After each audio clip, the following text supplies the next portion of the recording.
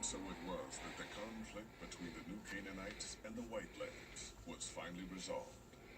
The courier's involvement had tipped the scale, shifting the fragile balance of power. Demoralized by the dead horse and Sorrow's attack the courier and Joshua Graham led against them, the Whitelegs retreated to Great Salt Lake. Their days were numbered. Word soon reached the 80s tribe that the Whitelegs' spirit was broken. Their war chief a dim shadow of his former self. By year's end, the 80s would overrun the Whitelegs camps, scattering the tribe to the winds and claiming the Great Salt Lake for its own.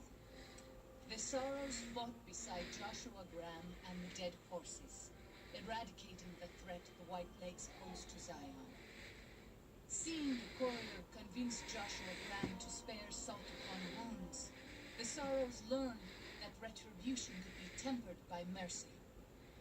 Though he despaired at the Sorrows' loss of innocence, Daniel took some small consolation in the courier's lesson and prayed it would take root. Having helped eradicate the Whitelegs from Zion, the dead horses returned to Dead Horse Point in triumph. They remained neutral toward the Sorrows, but as years went on, there were periods of competitive friction, even violence between the tribes. The New Canaanites, Daniel especially, intervened regularly as mediators, but found it difficult to reconcile the tribe's conflicts. The defeat of the Whitelegs in Zion marked a turning point in the fortunes of the Happy Trails Caravan Company. Every 2 months, the caravan met with the New Canaanites in Zion Valley to trade. Happy Trails soon returned to prosperity.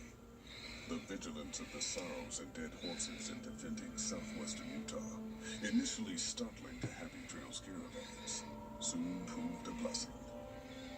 The tribes united against the 80s, driving them back from Highway 50, and thus opening yet another trading route for Happy Trails caravans. The threat of the Whitelegs ended. Joshua Graham helped the Sorrows and dead horses tend to their fallen comrades and secure Zion. The courier's words had stayed Joshua's wrath in his darkest hour, and in sparing salt upon wounds, he was changed. While he continued to advocate militant opposition to the enemies of New Canaan, he sometimes showed quarter to those who crossed his family. Eventually, this new spirit would diminish the myth of the burned man in distant lands. A small price for the peace it brought to Joshua Graham. For years after the defeat of the Whitelegs, Daniel did his best to minister to the Sorrows' spiritual needs.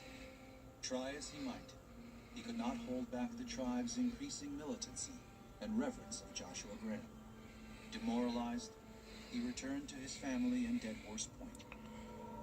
His failures haunted him for the rest of his days. And with that, the courier walked out of the history of the tribes of Zion and back to the gathering storm of the Mojave Wasteland.